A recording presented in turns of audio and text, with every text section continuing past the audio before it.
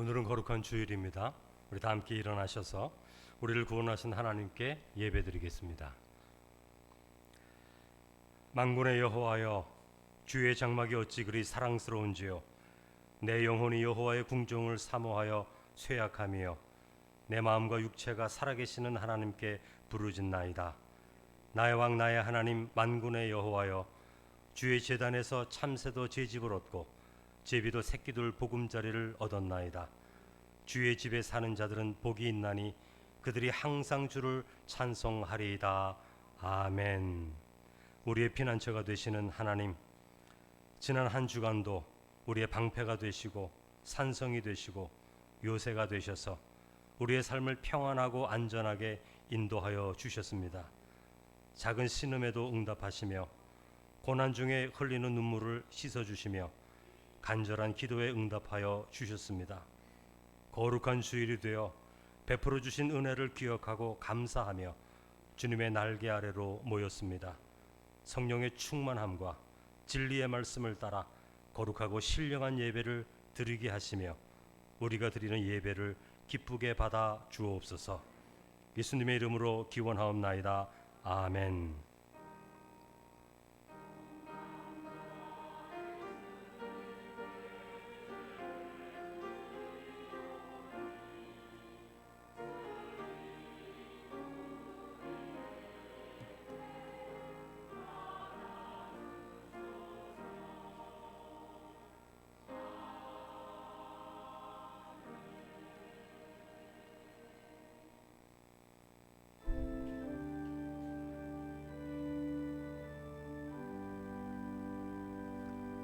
큰 영광 중에 계신 주 나 찬송합니다.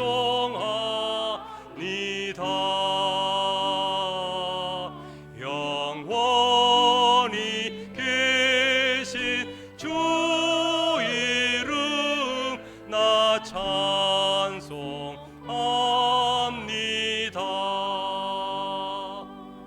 그 온유하신 주음성 날 불러주시고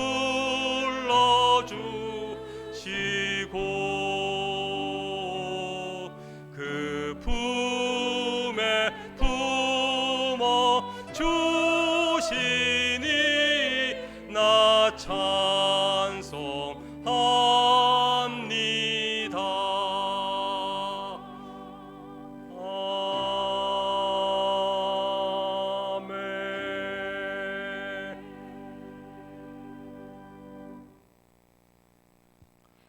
여호와여, 내가 주께 부르짖으오니 나의 반석이여 내게 귀를 막지 마소서.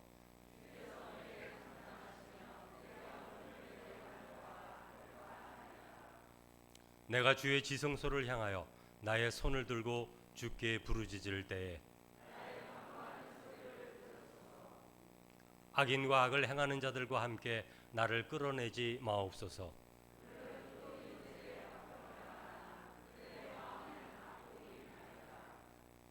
그들은 여호와께서 행하신 일과 손으로 지으신 것을 생각하지 아니하므로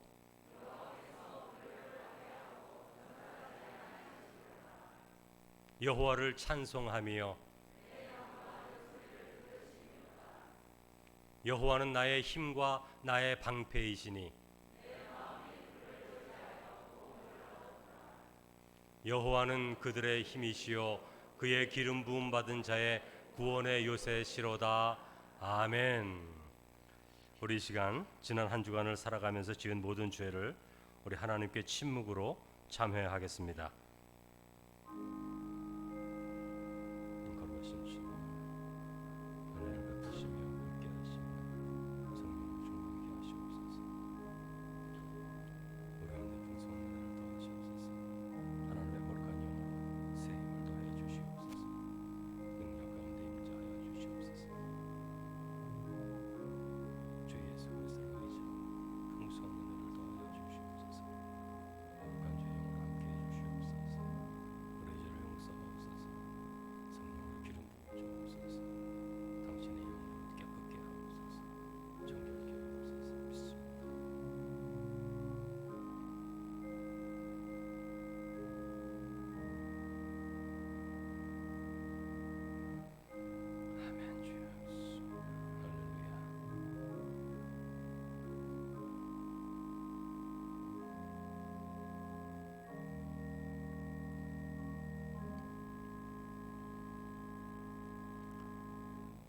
자신의 죄를 진정으로 참회하는 자에게 하나님께서 이렇게 말씀하십니다. 내가 이르기를 내 허물을 여호와께 자복하리라 하고 주께 내 죄를 아뢰고 내 죄악을 숨기지 아니하였더니 곧 주께서 내 죄악을 사하셨나이다. 아멘. 사도신경으로 우리의 신앙을 고백하겠습니다. 나는 전능하신 아버지 하나님 천지의 창조주를 믿습니다. 나는 그의 유일하신 아들 우리 주 예수 그리스도를 믿습니다. 그는 성령으로 잉태되어 동정녀 마리아에게서 나시고 본디오 빌라도에게 고난을 받아 십자가에 못 박혀 죽으시고 장사된 지 사흘 만에 죽은 자 가운데서 다시 살아나셨으며 하늘에 오르시어 전능하신 아버지 하나님 우편에 앉아 계시다가 거기로부터 살아있는 자와 죽은 자를 심판하러 오십니다. 나는 성령을 믿으며 거룩한 공교회와 성도의 교제와 죄를 용서받는 것과 몸의 부활과 영생을 믿습니다. 아멘.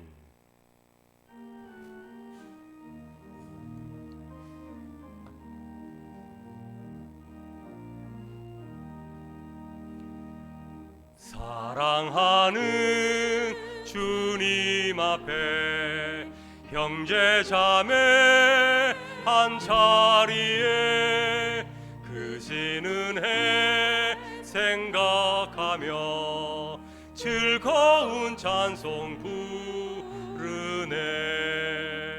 내 주 예수 복을 받아 모든 사람 내 몸같이 환난 근심 위로하고 진심으로 사랑하세.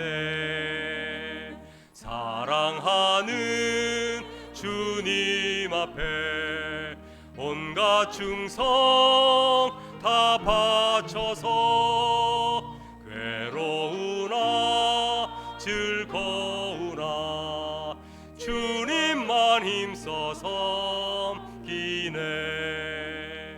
우리 주님 거룩한 손 제자들의 발을 씻어 남 섬기는 종의 도를 몸소 행해 보이셨네. 사랑하는 주님 예수 같은 주로 섬기나니 한 피바다 한 몸 이룬 형제여 친구들이여 한 몸같이 친밀하고 마음으로 하나 되어 우리 주님 크신 뜻을 지성으로 준행하세.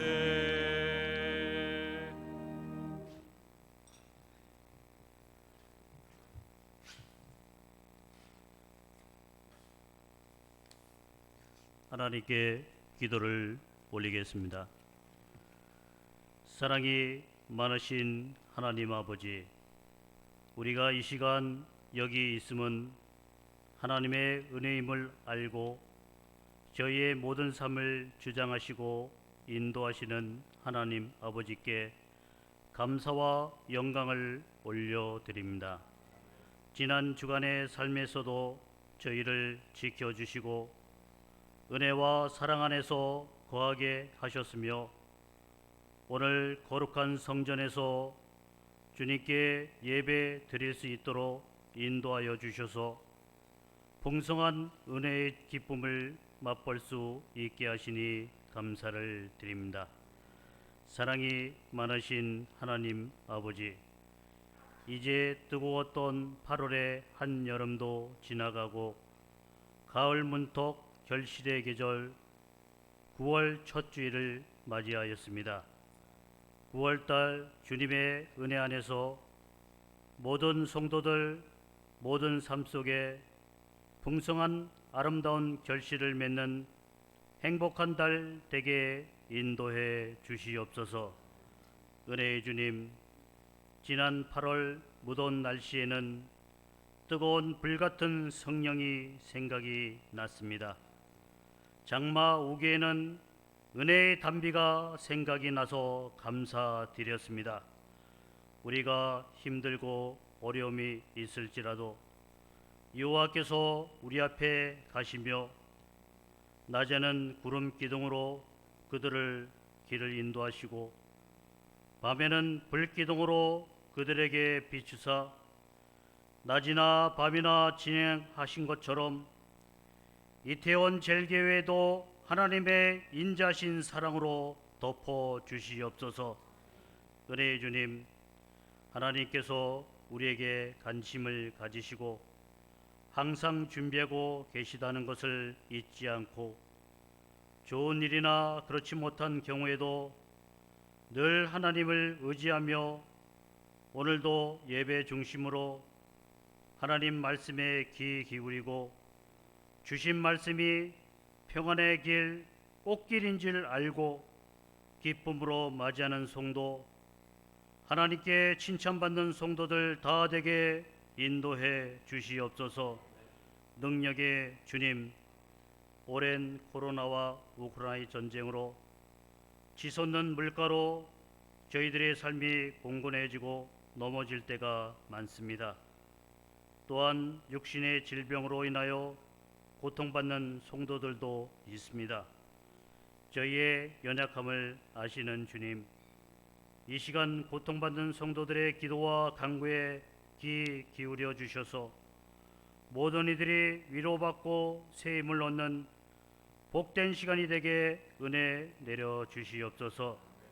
고생하는 한우에게 예수 그리스도의 이름으로 고쳐주시며 건강한 몸으로 하나님께 헌신할 수 있도록 은혜를 내려 주시옵소서. 은혜의 주님, 소천하여 장례 치른 가정도 있습니다. 잠깐 이별로 인해 슬퍼하는 유족들과 교우를 성령으로 위로하여 주시옵고 영생과 부활의 소망이 넘치게 하시옵소서. 가족 중에 아직도 예수님을 구주로 믿지 않는 분이 계시면 성령님께서 구원의 은총으로 이끌어 주시옵소서. 김윤호 학생, 할아버지, 할머니, 조정길 성도, 최희옥 권사님, 고인이 세상에 계실 때보다 더 기도하고 감사하며 더욱 화목한 삶을 살 수 있도록 요셉과 같이 집안의 큰 기둥이 되게 인도해 주시옵소서. 은혜의 주님, 이번 주 고유 명절 추석을 맞이하여 가정마다 만남의 기쁨과 정겨운 사랑을 함께 나누며 가정들을 튼튼하게 세워 주시옵소서.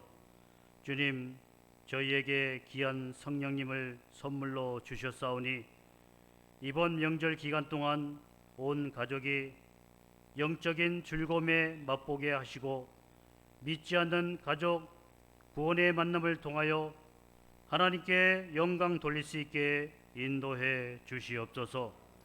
은혜의 주님, 태풍 흰나노 불쌍하여 한반도가 위기 속에 있습니다.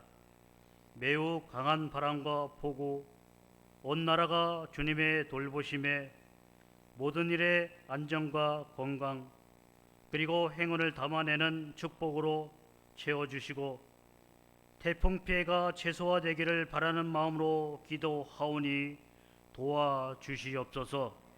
은혜의 주님, 이 시간 주님의 말씀을 들고 단위에 서시는 송영애 목사님 평안과 강경케 하시고 성령의 능력으로 붙들어 주셔서 온 성도들의 심령에 주님의 은혜로 가득 채워지는 복된 시간이 되게 인도해 주시옵소서. 주님, 성찬 예식을 준비했습니다.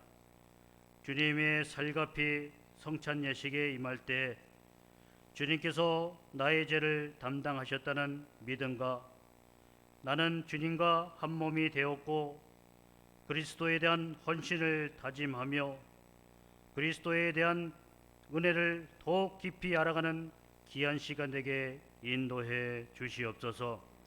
은혜의 주님, 시온 찬양대 준비한 찬양, 구속받은 은총과 감격과 은사로 기쁨을 가지고 찬양하오니 기뻐 영광 받으시옵소서.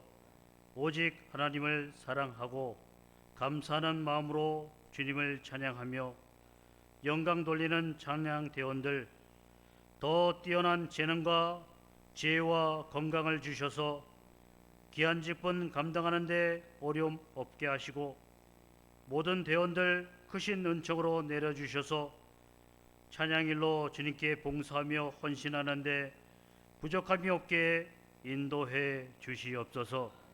은혜의 주님, 이 시간 함께 예배드리는 성도들의 심령을 주님을 찬양하는 은혜로 가득 채워주실 것을 믿사옵고 언제 어디서나 함께 하시는 예수 그리스도 이름으로 기도를 올립니다. 아멘.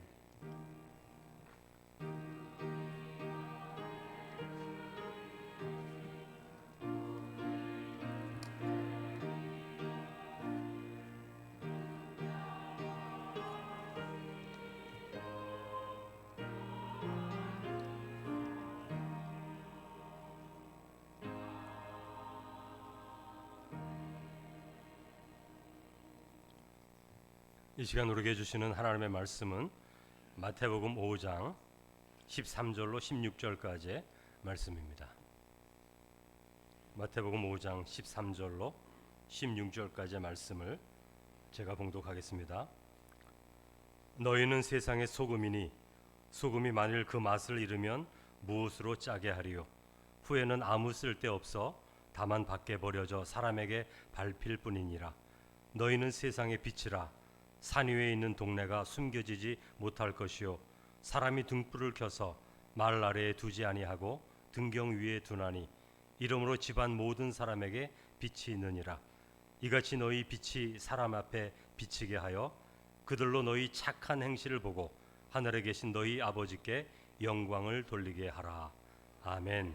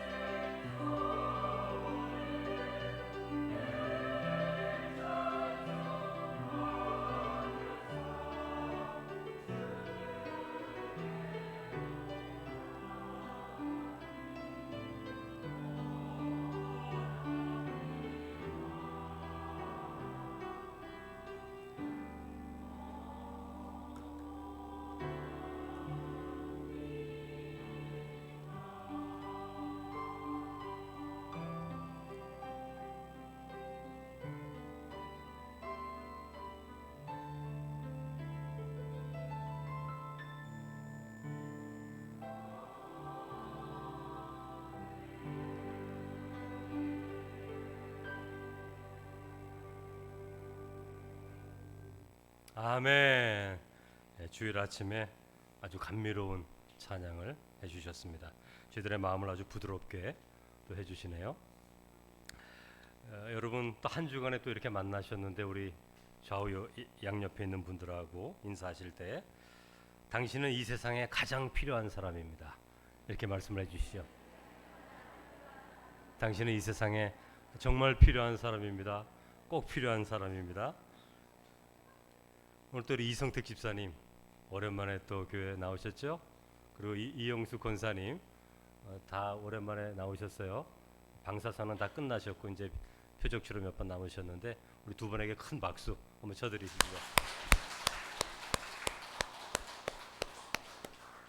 네, 늘 기도해 주시고 또 건강을 회복하실 수 있도록 하나님의 은혜를 구하시기 바랍니다. 여러분 오은영 씨라는 분을 아시죠? 신경정신과 의사이기도 하고 여러분 잘 아실 겁니다. 텔레비전에 워낙 잘 나오시는 분이니까. 화해라는 책에서 한 어머니의 질문에 대해 답변을 하는 이야기를 제가 좀 보았습니다. 그 어머니의 고민이 이겁니다. 이 어머니가 어린 시절에 초등학교 4학년부터 고등학교 이르기까지 따돌림을 당했어요. 왕따를 당한 거죠. 여러분 왕따를 당하지 않은 사람들은 잘 모릅니다. 그런데 왕따를 당했거나 따돌림을 당하는 사람을 가족으로 가지고 있는 분들은 그것이 얼마나 고통스러운지를 너무너무 잘 알죠. 그런데 이제 이 어머니가 자기가 이제 따돌림을 당한 경험을 가지고 성장해 왔는데 이제 결혼을 하게 되고 아이를 낳았어요. 아이가 학교 들어갈 시간이 되었습니다. 학교 입학을 했어요. 그러니까 걱정이 생기는 겁니다. 자기가 어린 시절에 당했던 일을 당하지 않을까 이 아이가. 그게 이제 걱정이 너무 심하게 드는 거예요. 그래서 이 오은영 의사에게 상담을 한 겁니다. 그러니까 이 오은영 씨가 이런 말을 해주었어요. 당신이 어린 시절 따돌림을 당했다고 당신의 아이에게도 그런 일이 반복되지는 않습니다. 먼저 안심을 시켰죠. 아이는 친구들과 즐겁고 돈독한 우정을 쌓을 수 있습니다. 그 기회를 당신의 경험 때문에 막아서는 안 됩니다. 이런 상처가 있으니까 아이를 과보호하게 되지 않아요? 그러다 보면 더 악화될 수 있다는 것이죠. 걱정이 아마 있을 것입니다. 하지만 그런 일이 생긴다고 해도 당신과 똑같은 과정을 밟지 않게 하면 됩니다. 잘 대처하고 극복하고 치유하도록 도와주면 됩니다. 이렇게 답변을 해주었어요. 여러분 사람들은 다 삶에 그 트라우마가 있어요. 상처가 있죠. 뭐 크고 작으냐의 문제지 상처가 다 있습니다. 상처가 남아있으면 그 상처를 통해서 세상을 보게 됩니다. 따라서 자신에게 일어났던 일들이 반복해서 내 자녀에게도 일어날 것이라는 생각을 갖게 되는 거죠. 상처가 삶에 대한 기대와 희망보다는 좀 더 어두운 방향으로 우리를 몰아가는 것을 느끼게 됩니다. 과도한 걱정을 하고 근심을 하고 염려를 하게 되는 거죠. 따라서 삶의 깊은 상처는 우리의 삶의 기준을 높은 곳으로 인도하기보다는 그 삶의 기준을 자꾸 낮은 곳으로 인도해가는 것을 보게 됩니다. 내가 뭐 그런 거 할 수 있겠어? 그렇지 않지. 자꾸 낮은 곳에 만족을 하려 그러는 경향이 있어요. 또 밝은 곳으로 가기보다는 어두운 방향으로 스스로를 몰고 가는 경우도 있습니다. 삶의 긍정적인 것을 기대하기보다는 언제나 부정적인 것을 더 먼저 생각하고 바라보게 되지요. 상처가 남아있으면 그렇게 됩니다. 그러나 하나님의 은혜와 사랑은 우리를 모든 상처에서 일어설 수 있는 힘을 주십니다. 왜냐하면 하나님은 우리를 향한 하나님의 기대와 수준을 절대로 낮추시는 분이 아니기 때문에 그래요. 예수님께서 12제자를 뽑으실 때 세리 레위를 뽑으십니다. 여러분 세리는 유대 백성들 가운데 왕따입니다. 따돌림 당하죠. 상대하기 싫어합니다. 가족들도 싫어합니다. 세리는. 그런데 예수님께서 12제자 중에 세리 레위를 부르시는 거죠. 그게 무슨 뜻이죠? 너가 세리 일을 하는 사람이지만 하나님께는 여전히 너에 대한 높은 기대와 소망이 있다는 것을 말씀하는 거예요. 사람들은 너를 세리라고 해서 너를 상대하지 않지만 나는 너를 12제자로 뽑는다. 하나님이 너를 부르신다. 그 말씀 하시는 거죠. 그래서 모든 사람들이 그 모습을 보면서 마음에 상처가 있는 사람들이 마음 가운데 생각합니다. 하나님께서 나를 부르신다. 사람들은 기회를 잘 주지 않습니다. 실수하면. 그러나 하나님께서는 그 기준을 낮추시질 않아요. 주님은 사마리아 여인을 만나셨습니다. 많은 상처가 마음에 있는 여인을 주께서 만나시죠. 왜 만나셨죠? 하나님은 한 번도 사마리아 여인의 삶의 상처 때문에, 그 삶의 실패 때문에, 그 여인의 삶에 대해 가지고 있는 하나님의 기대, 그 높은 수준의 기대를 한 번도 낮추신 적이 없어요. 너가 삶을 이렇게 살았다. 나는 너희들에게 이렇게 살라고 했는데 그걸 따르지 않아서 너가 이러한 삶을 지금 살고 있으니까 나도 2단계, 3단계 너에 대한 기대를 좀 낮추겠다. 하나님이 이렇게 말씀하지 않으세요. 하나님은 한 번도 그렇게 우리의 삶의 기대를 낮추시지 않습니다. 여전히 하나님은 최고의 기대와 기준을 가지고 우리를 만나시는 거죠. 그것을 사마리아 여인이 알기를 원하신 거예요. 오늘 말씀에서도 주님은 당시 제자들에게, 그리고 오늘을 사는 우리들에게 하나님의 기대와 바람의 높은 수준을 단 한 번도 낮추시지 않습니다. 여러분, 제자들이 얼마나 많이 실수합니까? 믿음이 없어질 때가 얼마나 많아요? 믿음의 자리에서 떨어질 때가 얼마나 많습니까? 그럼에도 불구하고 주님은 제자들을 향한 기대와 소망, 그 높은 수준의 기대를 한 번도 낮추시지 않아요. 그들의 수준에 맞게 낮추시지 않습니다. 오늘 우리들이 하나님을 믿는다고 하면서 여러분 얼마나 실수합니까? 여러분 얼마나 넘어집니까? 얼마나 반복해서 잘못을 저지릅니까? 그러나 우리를 향한 하나님의 기준과 기대를 하나님은 포기하지 않으십니다. 우리가 넘어졌다고 하나님도 넘어지시는 분이 아니고, 우리가 실수했다고 해서 하나님의 기준이 낮추어지는 게 아닙니다. 언제나 주님은 주님이 가지신 기대와 기준만큼 성도들이 성장하고 성숙하기를 바라시는 거예요. 에베소서 4장 13절, 우리가 다 하나님의 아들을 믿는 것과 아는 일에 하나가 되어 온전한 사람을 이루어 그리스도의 장성한 분량이 충만한 데까지 이르리니. 여러분, 사도 바울이 성도들에게 이렇게 말을 하는 거예요. 그러니까 사도 바울이 성도들을 바라보면서 성도를 향한 기대가 이런 것입니다. 그리스도의 장성한 분량. 여러분, 장성한 분량이 무슨 뜻이죠? 그리스도께서 가장 성숙하고 성장할 단계에 이른 데까지, 그게 장성한 분량이거든요. 예수 그리스도께서 성장할 최고의 그 단계까지 사도 바울은 성도들에게 기대한다는 것이죠. 바울 사도는 성도들에게 어느 정도 성숙하면 된다 이렇게 말하는 것이 아니라 그리스도의 장성한 분량에 이르기까지 성장해야 된다 그렇게 말하는 거예요. 그런 기대를 낮추지 않습니다. 여러분, 오늘 본문의 말씀에서 예수님은 성도들에게 2가지 기준을 제시하십니다. 하나는 너희는 세상의 소금이다. 너희는 세상의 빛이다. 이렇게 말씀하세요.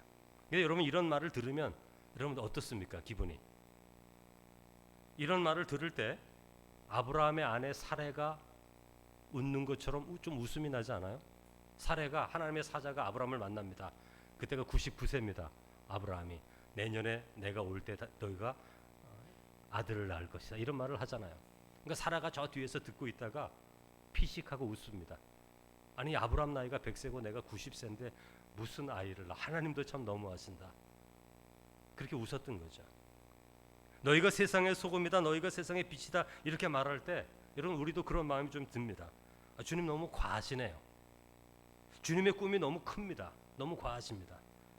우리는 지금 내 스스로도 추스리지 못할 때가 많은데, 내 한 가정 건사하기도 힘든데, 아니 세상의 빛이라니요, 세상의 소금이라니요. 저 그렇게 못 삽니다. 하나님, 너무 크게 기대하지 마세요. 그저 저만이라도 바르게 설 수 있으면 됩니다. 여러분, 그렇게 생각하는 분도 있지 않습니까? 그런데 여러분, 주님의 꿈은 큰 거예요. 주님의 꿈은 너무 큽니다. 하나님은 이 수준을 낮추려고 하질 않으세요. 우리가 잘못하는 순간에도, 우리가 범죄하는 순간에도, 우리가 실수하는 순간에도, 그래서 하나님의 뜻과는 좀 더 멀어지는 그 순간에도 하나님은 이런 것을 다 아시면서도 이 기준을 내려놓으시지 않으시는 분이에요. 모든 것을 다 아시면서도 이 기준을 포기하지 않으십니다. 왜냐하면 주님은 주님 안에서 이 일을 이루시기를 원하시기 때문에 그래요. 그러므로 저는 한번 거기까지 가보고 싶은 겁니다. 여러분 거기까지 가보고 싶지 않으세요? 하나님이 기대하시는 그 기준까지, 그리스도의 장성한 분량에 이르기까지 한번 가보고 싶지 않으십니까? 여러분 모두가 그 자리까지 가기를 주님의 이름으로 축복합니다. 여러분, 예수님이 이 세상에 오셨다는 것은 새로운 시대가 되었다는 표시입니다. 여러분, 우리가 새로운 시대에 사는 겁니다. 어떤 분들은 뭐 세상이 이렇게 악하고 더러운데 뭐가 예수님이 와서 달라졌어, 이렇게 말하는 분도 있을지 몰라요. 그러나 여러분 자세히 살펴보면 굉장히 달라졌습니다. 우리가 새로운 시대에 살고 있는 것입니다. 예수님은 이 세상에 새로운 시대를 가져오시는 분이에요. 그래서 복음서에 하나님의 나라가 임했다, 그렇게 말하는 겁니다. 하나님은 이 세상에 미국 같은 나라를 만들고 싶은 것이 아닙니다. 뭐 한국 같은 나라를 만들고 싶은 게 아닙니다.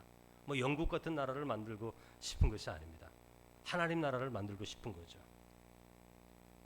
그러기에 새로운 시대가 되었기 때문에 그 새로운 시대에는 복의 기준이 달라집니다. 그것이 예수님이 말씀하신 팔복의 말씀인데, 오늘 본문 바로 앞에 그 말씀이 있어요. 그러니까 예수님과 시작되는 새로운 이 시대는 복의 기준이 다릅니다.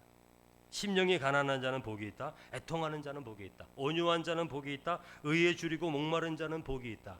긍휼히 여기는 자는 복이 있다. 마음이 청결한 자는 복이 있다. 화평케 하는 자는 복이 있다. 의를 위하여 박해를 받는 자는 복이 있다, 이렇게 말씀하십니다. 그런데 여러분, 누가 이런 복을 좋아하죠? 여러분 성도들인데 이런 복 좋아하시나요? 이런 복 기대하시나요? 이런 거 기도하시나요? 이거 우리가 가지고 싶은 복이 아니죠. 우리는 건강을 갖고 싶고, 물질적으로 부유해지고 싶고, 자녀들이 직장을 잘 가고 싶고, 우리의 손주들이 좋은 대학 가고 싶고, 건강하게 살고 싶고, 질병에 걸리지 않고 싶고, 이게 우리가 생각하는 복 아닙니까? 근데 우리 예수님께서는 그런 복을 말씀하지 않으세요. 우리는 마음이 가난하기보다는 자신감이 충만하기를 원합니다. 애통하기보다는 지배자가 되어서 누리기를 원하죠. 무엇이 자꾸 결핍되어 있어서 하나님 앞에 울고불고 하는 거, 애통하는 거, 약한 자들이 하는 게 아닌가, 그런 생각이 들 수 있어요. 우리는 무언가 다 되어서 내가 자신 있게 뭔가를 해결하기를 원합니다. 우리는 온유한 자가 되기를 원치 않아요. 명령하는 권위를 더 좋아합니다. 온유한 자가 되기를 원치 않습니다. 명령하는 자가 되기를 원하는 거죠. 의에 줄이고 목마른 자가 되기를 원치 않습니다. 항상 무엇이 결핍돼서 하나님께 무엇을 강구하는 것, 그거보다는 그냥 의가 충만한 자가 되기를 원합니다. 긍휼히 여기는 자보다는 자기의 힘을 사람들에게 발휘하고 싶은 것입니다. 내가 도와줄게, 내가 해결해 줄게, 이렇게 되기를 더 좋아하죠. 화평케 하는 자보다는 정복하기를 원합니다. 상대를 지배하고 싶어요. 내 의견을 주장하고 싶죠. 내 자녀들에게도, 내 배우자에게도, 교회 안에서도 내 생각을 관찰하고 싶습니다. 화평케 하는 거 싫습니다. 의를 위한 박해를 원치 않습니다. 이미 얻은 평화를 얻고 싶을 뿐이에요. 손해보고 싶지 않습니다. 우리가 생각하는 복은 다 이미 완성된 복이에요. 그러나 예수님은 그렇게 말씀하지 않으십니다. 하나님께 영광을 돌리기 위해 마음이 가난해지고 애통하고 의를 사모하고 긍휼히 여기는 삶이 예수님이 시작하신 이 새로운 시대에, 이 성령의 시대, 이 메시아 시대에서 열매를 맺게 될 것이다, 그렇게 말씀하시는 거예요. 여러분, 이 새로운 시대에서는 심령이 가난한 사람이 하나님 나라를 기업으로 받습니다. 애통하는 사람들이 하나님의 위로로서 기쁨을 얻게 됩니다. 긍휼히 여기는 사람이 하나님의 불쌍히 여기심을 받게 되어 있습니다. 의를 위해 박해를 받는 사람은 안전하게 불의를 따라 자기 자신을 보호하면서 살아가는 그런 사람들, 그리고 의에 무관심한 사람들보다 높임을 받게 되어 있습니다. 그래서 주님은 그들에게 천국을 주시겠다, 그렇게 말씀하시는 거죠. 여러분, 화평케 하는 자는 누구입니까? 자신이 속하여 있는 삶의 자리에서 편을 가르지 않고, 누구 좋고 누구 싫고 편을 가르지 않고 서로가 하나가 되도록 하기 위해 수고하는 사람, 하나님을 보게 될 것이다, 그렇게 말씀하잖아요. 여러분, 왜 하나님을 보게 된다고 하죠? 하나님을 보게 된 사람은 세상을 두려워하지 않습니다. 하나님을 본 사람은 두려워하지 않아요. 그래서 자기 자신의 삶을 던질 수가 있어요. 하나님이 기뻐하시는 삶의 모습으로. 따라서 하나님을 진정으로 믿는 사람들은 이와 같은 복을 향해 자신을 헌신하게 됩니다. 주님께서 마태복음 13장 44절, 천국은 마치 밭에 감추인 보화와 같으니 사람이 이를 발견한 후 숨겨두고 기뻐하며 돌아가서 자기의 소유를 다 팔아 그 밭을 사느니라. 우리가 사는 시대가 이런 시대예요. 하나님이 보여주신 것에 자기 자신을 다 던질 수 있는 그런 시대가 메시아의 시대인 것입니다. 여러분, 팔복의 말씀을 하신 후에 예수님께서 오늘 본문의 말씀을 주시면서 팔복을 따라 살아가는 자의 삶의 열매로서 그리스도인의 두 가지 모습을 우리에게 말씀해 주십니다. 그게 소금과 빛된 삶이에요. 너희는 세상의 소금이다. 너희는 세상의 빛이다. 이렇게 말씀해 주셨습니다. 여러분, 이 말씀은 세상을 향한 하나님의 선물을 말하는 거예요. 세상은 소금과 빛으로 인해서 소망이 있게 되는 것입니다. 여러분, 이 세상은 부패합니다. 이 세상은 악합니다. 이거 증명하는 거 너무너무 쉬워요. 뉴스만 봐도 알고 해결되지 않은 범죄 수사들을 보면 우리가 너무너무 잘 알 수 있어요. 최근에 여러분, 미국에 가뭄이 심하게 들었는데, 가뭄이 들면 우리나라하고 좀 다른데 물이 다 말라버립니다. 아주 큰 강물인데요, 말라서 바닥까지 드러났는데, 바닥이 드러나니까 어떤 것이 나왔는지 아십니까? 사람들의 시신이 나온 거예요. 한두 개가 아니라 수십 개가. 드럼통에 사람을 20년 전에 넣어서 강물에 빠뜨려 놓은 거, 비닐포대기에 싸서 묻어놓은 거. 바닷물이, 강물이 다 말라버리니까 수십 개의 사람의 시신이 나온 거죠. 이 세상이 이런 세상인 것입니다. 제가 떠나오기 바로 전에는 여러분, 감옥이 너무 차서 새로 범죄를 한 사람을 들여보내야 되는데 들여보낼 자리가 없어서 형 집행이 끝나지 않은 사람들을 그냥 내보내는 거예요. 석방하는 거예요. 10년 선고를 받고 5년 살았는데 아직 5년 남았는데 5년을 더 살게 할 수가 없어요. 범죄가 너무 많아서, 이 코로나 시대에. 그래서 형 집행도 되지도 않은 사람들을 지금 다 내보냅니다. 미국에서. 또 범죄가 발생하죠. 우리가 사는 세상은 악한 세상입니다. 이러한 세상에 하나님은 선물로서 빛과 소금으로 세상에 희망을 주는 하나님의 자녀들을 세상 가운데 두신 거예요. 여러분, 두 가지를 우리가 말씀을 나눌 텐데, 첫째는 13절 너희는 세상의 소금이다 이렇게 말씀하십니다. 여러분, 소금은 소금의 맛 때문에 중요하지 않습니까? 짠맛을 냅니다. 소금이 만일 그 맛을 잃으면 무엇으로 짜게 하리요? 후에는 아무 쓸데없어 다만 밖에 버려서 사람에게 밟힐 뿐이니라 이렇게 말씀합니다. 여러분, 소금은 맛을 냅니다. 짠맛을 내죠.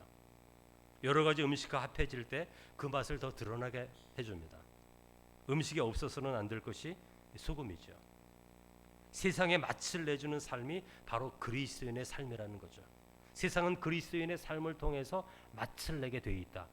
성도의 삶이 꼭 필요하다 이렇게 말씀하시는 것입니다. 여러분, 소금의 짠맛을 잃어버리지 않는 삶은 어떤 삶입니까? 오늘 성경에서 계속 말씀하시는데 여러 가지가 있겠지만 팔복을 예를 들어서 여러분에게 말씀을 드리겠습니다. 여러분, 애통하는 삶, 이게 세상의 짠맛을 내는 삶이에요. 맛을 드러내는 삶이에요. 이 세상 가운데 벌어지는 불의한 일들을 우리는 매일 바라봅니다. 우리 이웃이 당하는 고통들을 바라봅니다. 이 모습들을 바라보면서 하나님 나라가 이 땅 가운데 이루어지기를 기대하면서 애통하는 것, 그것이 이 세상을 향해서 죄악된 일을 경고하는 것과 같은 거예요. 많은 사람들이 모른 체하고 피하려고 할 때 성도는 애통합니다. 애통은 하나님 앞에서 탄식하는 거죠. 이런 일들이 이 땅 가운데서 이루어져서는 안 된다는 것을 하나님께 간구하는 것입니다. 하나님의 은혜를 구하는 거죠. 하나님의 선한 일이 오기를 기대하는 거죠. 이러한 삶의 모습이 이 세상을 맛을 내게 하는 거예요. 짠맛을 주는 거죠. 이런 성도의 삶의 태도가 소금이 되는 것입니다. 여러분, 의에 줄이고 목마른 사람은 이 세상의 부정의와 차별들을 바라보면서 가만히 있지 않습니다. 여러분, 이 세상에 얼마나 부정의와 차별이 많아요? 부자들과 가난한 자들의 차별이 많죠. 세금 내는 것도 너무 달라지고, 남성과 여성의 차별이 존재하죠, 이 땅에. 여러분은 여러분의 딸들이 그렇게 살기를 원치 않을 것입니다. 똑같은 능력을 가지고 있는데 더 적게 돈을 벌기도 하고 그렇습니다. 많은 차별과 부정의가 이 세상 가운데 있습니다. 그런데 의에 줄이고 목마른 사람들은 이 세상 가운데 하나님의 공의와 사랑을 실천하기를 원하는 거예요. 이 사람들의 초점은 하나님 나라와 공의가 이 땅 가운데 이루어지기를 원하기 때문에 약자의 편에 서게 됩니다. 가난한 자의 편에 서게 됩니다. 연약한 자들의 말들을 대변하기를 원하는 것이죠. 이런 모든 행위는 오로지 자신의 성공만을 위해 달려가는 이 세상을 향해 소금이 되는 거죠. 여러분, 모든 사람들이 자기 성공만을 위해 살아간다면 이 세상은 부패합니다. 이 세상은 무너지게 돼 있어요. 그러나 이 가운데서 의에 줄이고 목마른 사람들이 있어서 약자의 편에도 서주고 고통스러운 사람들과 함께 할 때 그 세상이 살맛이 나는 거예요. 물론 그 사람들은 다수가 아닙니다. 아주 소수예요. 그럼에도 불구하고 그 소수일지라도 그들을 통해서 이 세상이 짠맛을 잃지 않게 되는 것이죠. 여러분, 성공한 사람들에 비해서 이러한 삶을 살아가는 사람들은 그 삶이 드러나지도 않습니다. 부각되지도 않습니다. 그러나 이 세상을 살맛나게 하는 것은 세상에 성공한 기업, 삼성, 현대 이런 데가 아닙니다. 짠맛을 내는 그리스도인들, 연약한 자들과 약한 자들 편에 서서 그들의 삶을 대변해주는 의에 줄이고 목마른 사람들이 있을 때 이 세상이 살맛이 나는 거죠. 여러분, 짠맛이라는 것은 진리의 말씀을 뜻하기도 합니다. 성도들이 진리를 따라 살아가게 될 때 그 자리에 짠맛이 나는 거예요. 새로운 맛이 나타나기 시작합니다. 세상과 다른 맛이 그 삶의 자리에 있는 거죠. 너희는 세상의 소금이라고 주님이 말씀하십니다. 주님은 제자들의 삶의 겉으로 드러나는 모습을 보면서 한 번도 평가한 적이 없어요. 우리 주님이 바라보시는 것은 그의 삶의 질, 삶의 태도를 보고 주님께서 말씀하시는 것입니다. 여러분, 우리는 소금으로 부름을 받은 것입니다. 어떤 직업을 가지고 있든지 무엇을 하든지 성도의 삶은 진리의 맛을 내는 삶으로 나타나야 되는 거예요. 뭐 의사가 되든 변호사가 되든 노동자가 되든 비즈니스맨이 되든 관계가 없어요. 소금의 삶을 사느냐, 이게 하나님의 부르심인 거죠. 두 번째로 너희는 세상의 빛이다 이렇게 말씀하십니다. 여러분, 빛은 세상을 비춥니다. 하나님은 세상을 비추고 싶어 하시는데 성도는 무엇으로 세상을 비출 수 있습니까? 16절에 보면 착한 행실 이렇게 말하죠. 여러분, 착한 행실은 진리를 따라 살아가는 삶과 연관이 되어 있습니다. 여러분, 가을이 되니까 추석이 가까우니까 과일들이 나와요. 열매 아닙니까? 사과, 배, 포도 여러 가지 열매들이 나옵니다. 때가 되면 열매를 맺게 돼 있어요. 성도의 열매는 착한 행실로 나타나는 것입니다. 하나님을 진실로 믿는 성도라면 그 삶에 착한 행실이 반드시 있게 돼 있어요. 그런데 우리는 열매 없는 신앙의 열심을 신앙생활로 잘못 이해할 때가 있어요. 어떤 분들은 예배 드리기를 좋아합니다. 예배 자체를 좋아해요. 예배에 만족합니다. 어떤 사람들은 기도하기를 좋아합니다. 기도하는 그 자체에 만족합니다. 기도 자체를 좋아하시는 거예요. 어떤 분들은 찬양하기를 좋아합니다. 찬양 부르는 그 자체를 좋아하는 거예요. 그런데 여러분, 열매가 없다면 경건한 삶이라고 할 수 없는 것이죠. 하나님은 열매를 구하십니다. 예배를 드리고 기도하고 찬양하는 것은 열매를 맺게 돼 있어요. 그 열매는 착한 행실로 나타나게 돼 있는 것이에요. 이 착한 행실이 바로 주님이 말씀하신 내 이웃을 내 몸과 같이 사랑하라, 이 말씀과 연관되는 것이고, 선한 사마리아 사람의 비유에서 말하는 좋은 이웃이 되는 것, 그것입니다. 여러분, 착한 행실은 사람들에게 비추는 빛과 같습니다. 착한 행실은 사람들에게 해를 끼치거나 모욕감을 주지 않습니다. 언제나 상대를 배려하는 마음과 높여주려고 합니다. 언제나 도와주려고 준비되어 있어요. 나를 부르면 무조건 예스하고 돌아볼 준비가 돼 있어야 합니다. 사람을 구별하지 않습니다. 누구나에게 다 그런 마음을 갖습니다. 따뜻한 마음으로 대합니다. 공손한 말로 대답합니다. 그게 예수 그리스도의 마음입니다. 여러분, 최근에 어떤 보육원에서 나온 어떤 청년이 스스로 목숨을 끊었습니다. 보육원은 우리가 말하는 고아원인데 우리나라에서는 18살, 19살 되면 보육원을 떠나야 돼요. 떠날 때 한 500만 원 줍니다. 사회에서 살아갈 수 있도록. 또 모으면 한 1200만 원까지 가지고 나올 수 있다 그래요. 그래서 청년들이 18살, 19살 되면 그 정도 돈을 가지고 세상을 다 나온다는 거예요. 근데 어떤 청년들은 이 돈이 너무 크니까 자기들에게 한 달에 2만 원, 3만 원 주는데 1200만 원까지 있으니까 다 써버린다는 거예요. 돈을 처음 만져봤으니까 사고 싶은 것도 사고, 그러다 보니까 더 힘들어진다는 거죠. 그런데 한 청년이 최근에 스스로 생명을 끊었는데 그런 말을 합니다. 이런 말을 하는데 제 마음에 깊이 남았습니다. 나를 물질로 도와주려고 하지 말고 나는 내 말을 들어줄 사람이 필요합니다. 1시간만이라도 내 말을 들어달라. 그렇게 말을 한 거예요.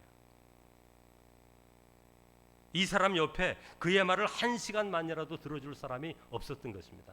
만일 있었다면 이 청년은 오늘 살아있는 거예요.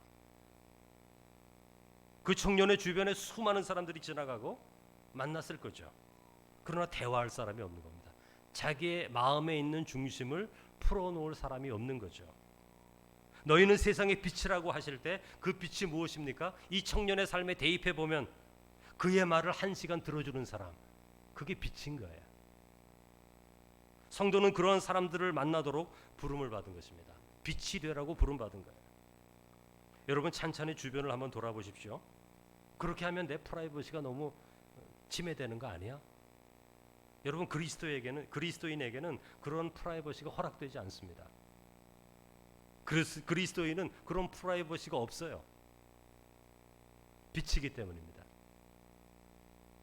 예수님은 매우 당당하게 너무 쉽게 전혀 의심도 하지 않으면서 우리를 향해 너희는 세상의 소금이다. 너희는 세상의 빛이다. 이렇게 말씀하십니다. 세상을 향한 선물, 이게 성도의 삶이에요. 교회는 세상을 향한 선물이 되어야 하고 성도는 세상을 향한 선물이 되어야 하는 거예요. 성도는 세상 가운데 보내진 사람입니다. 홀로 고립되어서 조용히 있는 것이 성도가 아닙니다. 홀로 조용히 기도하고 예배하면서 내 마음이 평안해. 이게 성도가 아닙니다. 성도로 부름받은 게 아닙니다. 성도는 세상을 위해 부름받은 것입니다. 우리 자신의 삶의 만족을 위해 부름받은 게 아니라는 거죠. 따라서 진정한 성도는 세상 가운데서 소금과 빛의 삶을 살아갈 때 가장 행복합니다. 가장 건강해질 수가 있는 거예요. 여러분 오늘 성만찬을 우리가 함께 나누게 될 텐데 주님께서 세상에 오셔서 우리를 구원하셨듯이 구원받은 자로서 세상 한가운데서 빛과 소금의 삶을 통해 하나님께 영광을 돌리는 삶을 통해 우리의 삶이 더 건강하게 온전히 회복될 수 있는 삶이 되시기를 주님의 이름으로 축원합니다. 기도하시겠습니다. 거룩하신 하나님 아버지, 저희들은 참으로 부족하지만 너희는 세상의 소금이다, 세상의 빛이다 이렇게 말씀해 주셨습니다. 우리가 연약하고 부족할지라도 우리의 삶의 자리에서 맛을 내며 진리로 빛을 비출 수 있는 삶을 살 수 있다고 주께서 말씀해 주십니다. 사랑이 많으신 주님, 예수 그리스도와 같이 이 세상 가운데서 맛을 낼 수 있는 사람, 빛을 비출 수 있는 성도가 되게 하셔서 이 세상 한가운데에서 예수 그리스도 하나님의 풍성한 구원의 사랑을 나타낼 수 있는 성도가 되게 해 주옵소서. 예수님의 이름으로 기도드립니다. 아멘.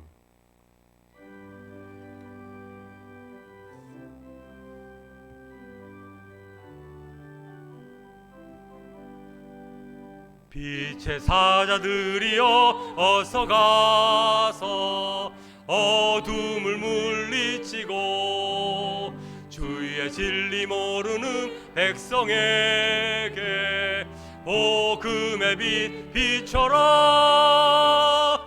빛의 사자들이여 복음의 빛 비춰라. 죄로 어두운 밤 밝게 비춰라. 빛의 사자들이여 선한 사역 위하여 힘을 내라. 주 함께 하시겠네. 주의 크신 사랑을 전파하며 복음의 빛 비춰라. 빛의 사자들이여 복음의 빛 비춰라. 죄로 어두운 밤 밝게 비춰라. 빛의 사자들이여 동서남북 어디나 땅끝까지 주님만 의지하고 눈 어두워 못 보는 백성에게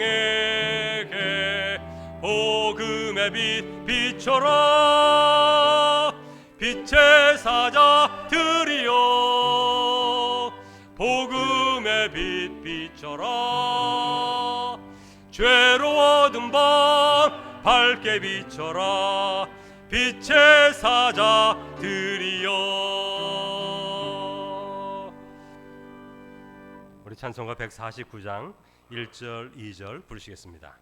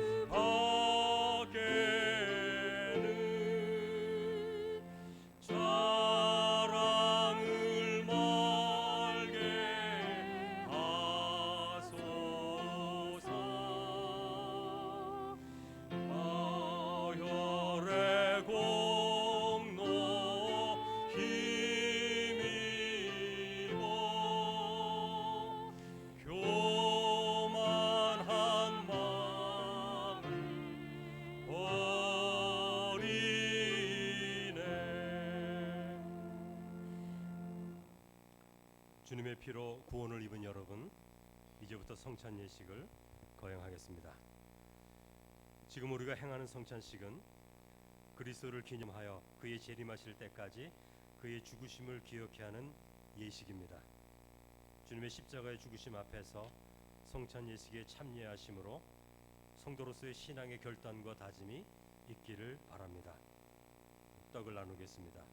주 예수 그리스도께서 잡히시던 날 밤 떡을 가지고 축사하시고 떼어 주셨습니다.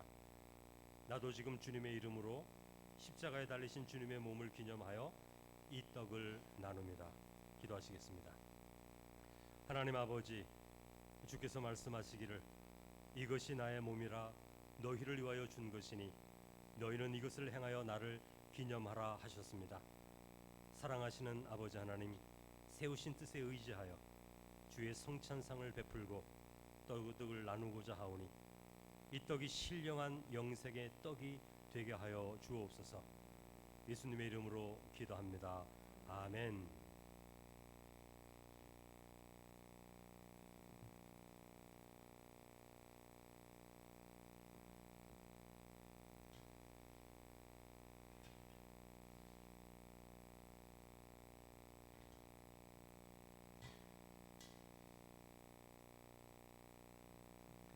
떡을 받으신 분은 모든 분들이 떡을 받으실 때까지 기다리고 계시다가 저의 인도를 따라서 다 함께 성찬떡을 먹겠습니다.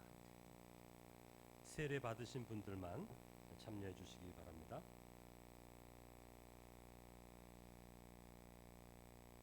내가 복음을 부끄러워하지 아니하노니 이 복음은 모든 믿는 자에게 구원을 주시는 하나님의 능력이 됨이라. 먼저는 유대인에게요 그리고 헬라인에게로다. 복음에는 하나님의 의가 나타나서 믿음으로 믿음에 이르게 하나니 기록된 바 오직 의인은 믿음으로 말미암아 살리라 함과 같으니라. 우리가 알거니와 우리의 옛사람이 예수와 함께 십자가에 못 박힌 것은 죄의 몸이 죽어 다시는 우리가 죄에게 종노릇 하지 아니하려 함이니 이는 죽은 자가 죄에서 벗어나 의롭다 하심을 얻었음이라.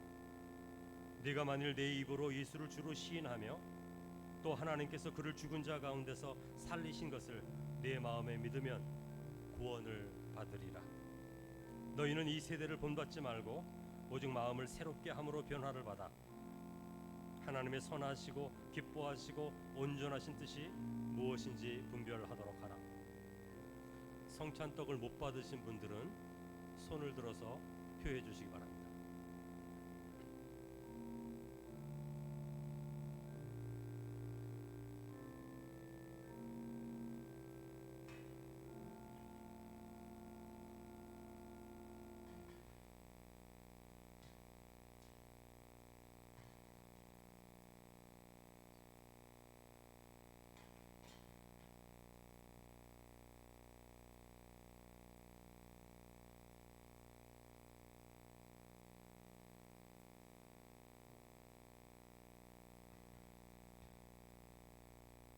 모든 분들이 성찬떡을 받았습니다.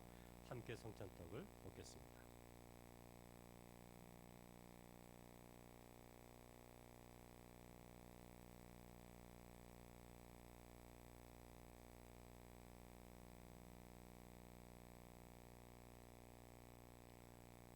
이 시간 잔을 나누겠습니다. 우리 주님께서 식후에 잔을 들어 축사하신 후에 제자들에게 주시며 가라사대 이것은 나의 피로 세운 새 언약이니 이것을 행하여 마실 때마다 나를 기념하라 하셨습니다. 우리도 이 잔을 합당하게 받음으로 언약의 축복이 새로워지기를 바랍니다. 기도하겠습니다. 거룩하신 아버지 하나님, 저희가 주님의 잔을 받으려 합니다. 우리를 위하여 흘리신 피, 이 피로 만백성의 죄를 사하셨음에 이 잔을 받고 우리 주님의 사랑을 본받아 우리도 서로 사랑하고 사랑하게 하여 주시옵소서. 예수님의 이름으로 기도합니다. 아멘.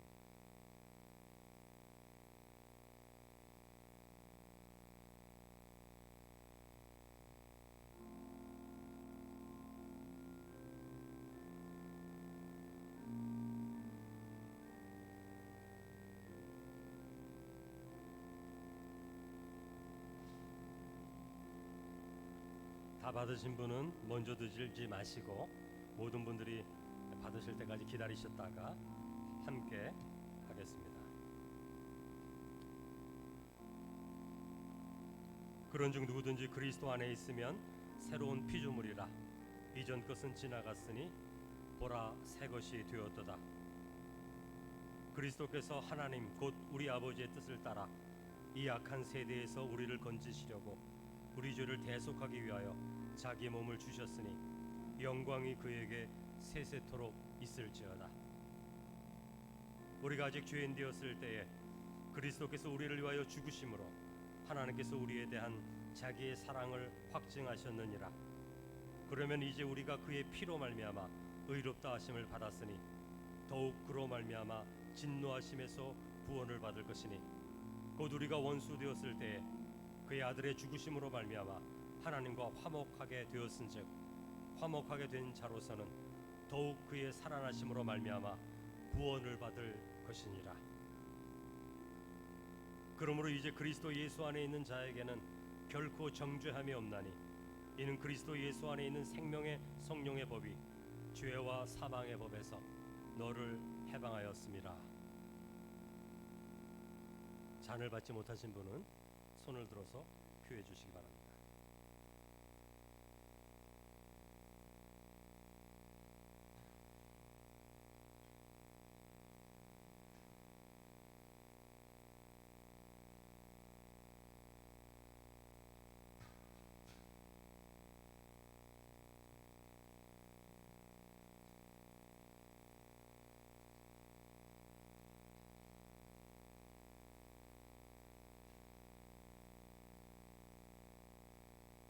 모든 분들이 성찬잔을 받았습니다. 다 함께 마시겠습니다.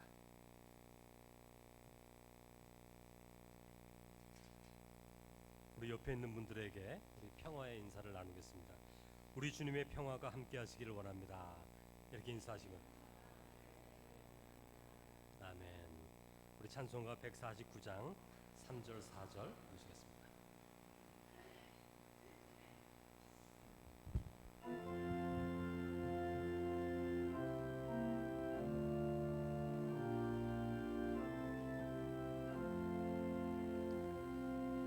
못 박힌 손 발 보니 큰 자비나 타내 졌네 가시로 만든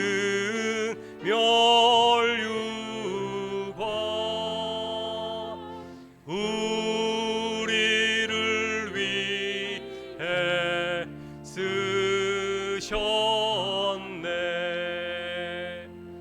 온 세상 만물 가져도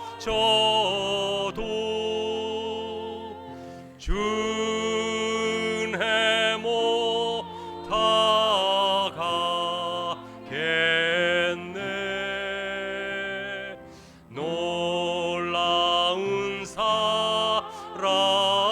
받은 나 몸으로 제물 삼겠네.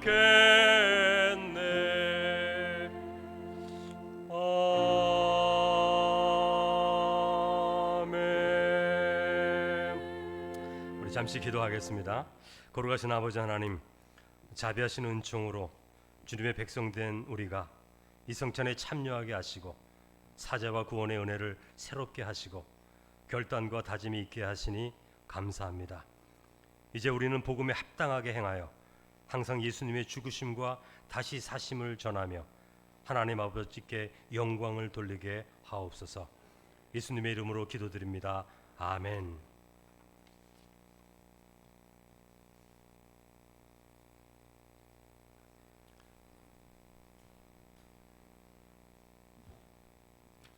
우리 남선교회가 오늘 나오셔서 봉헌송 해주시겠습니다.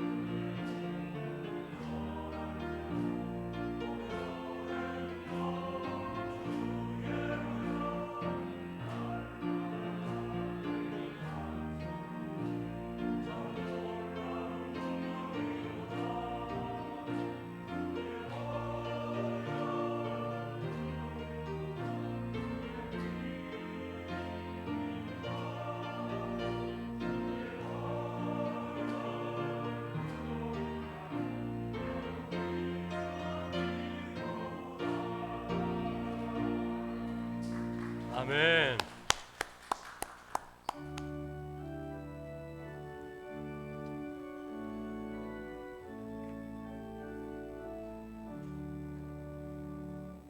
내게 있는 모든 것을 아낌없이 드리네.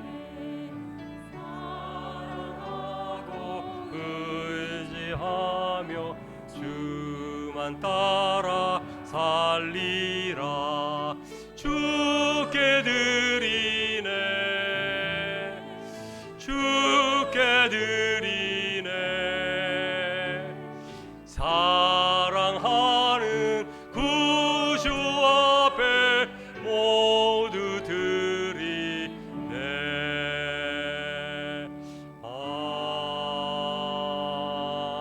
아멘. 사랑이 많으신 하나님 아버지, 거룩한 주일을 맞이하여서 또 세상 가운데 흩어져 살다가 주님 앞에 나와 예배드리게 하여 주심을 감사합니다. 연약한 저희들을 불러주실 뿐만이 아니라 너희는 세상의 소금이다, 세상의 빛이다 말씀하여 주시고 저희들을 통하여 이 세상 가운데 참된 희망과 소망을 줄 수 있는 삶을 살도록 인도해 주신 하나님, 저희들이 삶을 살고 있는 그 삶의 자리에서 하나님의 선하고 아름다운 뜻이 이루어지기를 위하여 애통해야 하는 자, 마음이 가난한 자, 의를 위하여 핍박을 받는 자, 긍휼히 여기는 자의 삶을 살 수 있도록 은혜를 더해 주옵소서. 오늘 이 시간 주님 앞에 나올 때 저희들 빈손으로 나오지 않았습니다. 정성껏 준비한 예별 10의 1조로 주일 헌금으로 감사의 예물로 여러 가지 기도의 제목을 가지고 드리는 특별 헌금으로 주 앞에 드리오니 주께서 기뻐 받아주시고 드리는 자들의 그 심령과 마음을 살펴주시며 저들의 삶의 길에 하나님의 복을 더하사 이 땅 가운데 살아가는 동안 부족치 않게 하시고 풍성하여 연약한 자들을 도울 수 있는 하나님의 귀한 자녀로 서게 하여 주옵소서. 마음에 무거운 짐이 있는 성도가 있사오니 하나님 기억하시고 거룩한 주일 주님의 풍성한 은혜를 통해 모든 무거운 짐을 십자가 앞에 내려놓게 하시며 참된 평강을 누리게 하시고 육신적으로 연약한 성도들이 있사오니 하나님 기억하사 부활의 충만한 빛으로 비추어 주심으로 모든 질병이 깨끗이 치유될 수 있게 하시고 온전히 회복되어 하나님의 공동체 안에 속할 수 있도록 은혜를 더해 주옵소서. 감사드리며 예수님의 이름으로 기도드립니다. 아멘.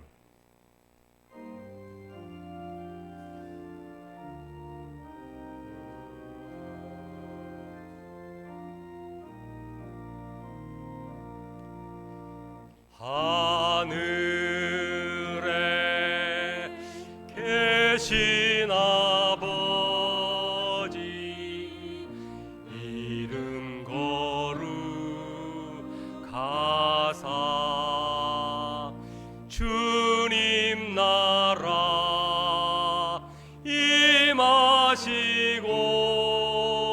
뜻이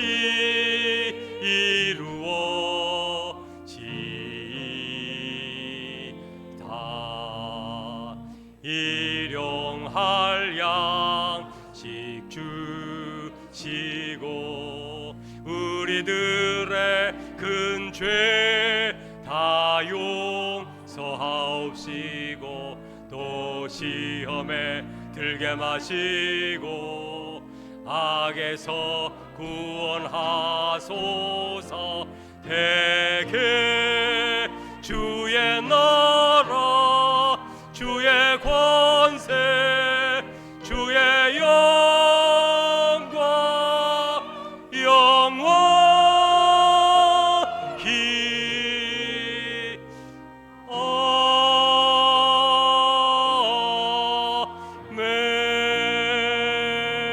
아멘. 지금은 우리 주 예수 그리스도의 은혜와 하나님 아버지의 그 크신 사랑과 성령의 교통하심이 세상의 빛으로 소금으로 살도록 불러주신 주님의 뜻을 따라 이 세상 가운데서 참 사랑과 소망으로 살기를 원하는 성도들 위에와 장례를 마친 가정 위에 이제부터 영원까지 함께 계시기를 간절히 축원하옵나이다. 아멘.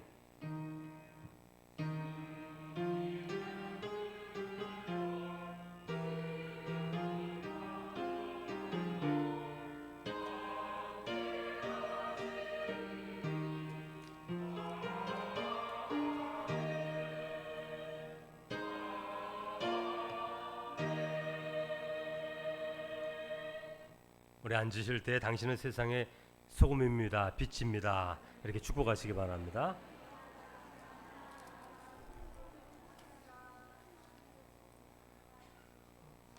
여러분 너무 기분이 좋지 않습니까? 소금이고 빛이라는 말을 들으니까 빛된 삶, 소금의 삶, 뭐 크고 어려운 것이 아니라 아까 말씀드린 것처럼 얘기를 들어주는 것만 해도 빛의 삶을 살 수 있는 것이니 여러분의 삶 가운데서 순종하시는 가운데 빛과 소금의 삶을 사시기를 바랍니다. 또 성찬 예식이 오늘 있었는데 또 여러분 한 주간 또 하나님 주신 큰 은혜로 승리할 수 있기를 바랍니다. 오늘 당회가 있고요. 목자 모임 오랜 시간 아닙니다. 잠깐 모일 텐데요. 여러분 예배 마치시고 내려가시면서 교제 나누시고 교제가 끝나시면 계시면 됩니다. 제가 한 10분 정도 걸려서 내려가겠습니다.